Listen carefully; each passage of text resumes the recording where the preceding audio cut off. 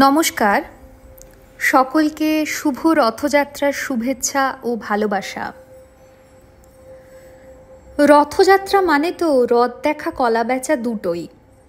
ভগবান মন্দির গর্ভ থেকে বেরিয়ে নগর পরিক্রমায় আসেন মানুষের সব অন্ধকার সরিয়ে ধুয়ে মুছে সত্যকে পুনঃপ্রতিষ্ঠা করতে বলেই আমি মনে করি।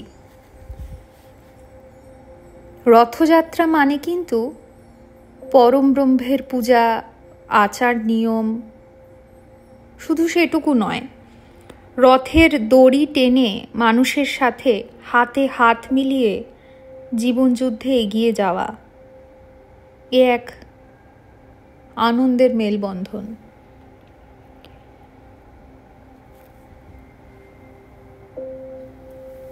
আজকে রথযাত্রায় রবীন্দ্রনাথকে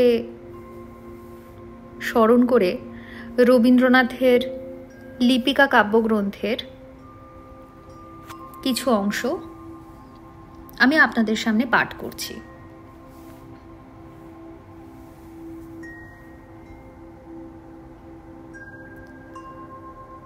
রথযাত্রার দিন কাছে,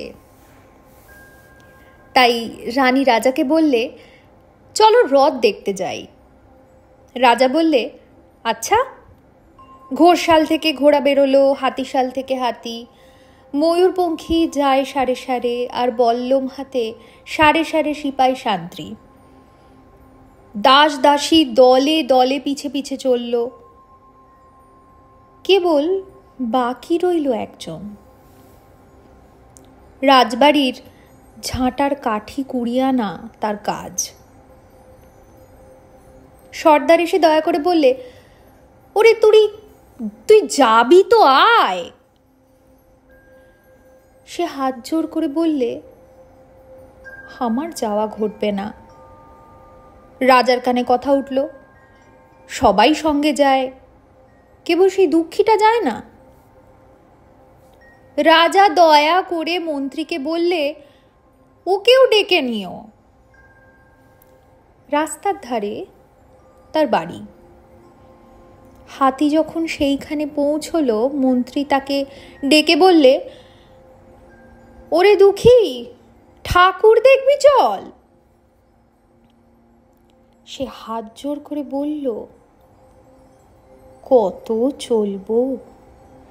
ঠাকুরের দুয়ার পর্যন্ত পৌঁছই এমন সাধ্য কি আমার আছে?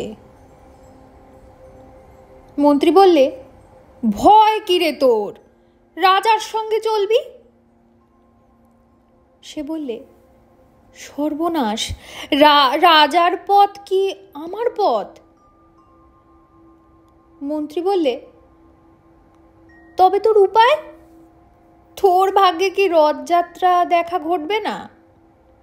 সে বললে, ঘটবে বই কি, ঠাকুর তো রথে করেই আমার দুয়ারে আসেন। মন্ত্রী হেসে উঠল, বললে, তোর দুয়ারে রথের চিহ্ন কই? দুঃখী বললে, তার রথের চিহ্ন পড়ে না। মন্ত্রী বললে, কেন বলতো? দুঃখী বললে,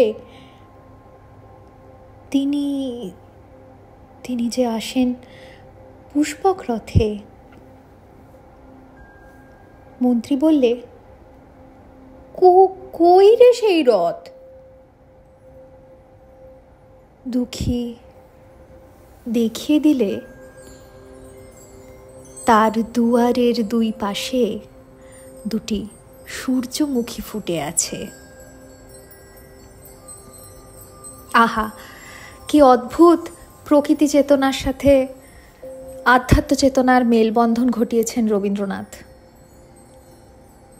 সকলকে শুভ রথযাত্রার আবার প্রীতি শুভেচ্ছা জানিয়ে এখানে শেষ করছি। সকলে ভালো থাকবেন।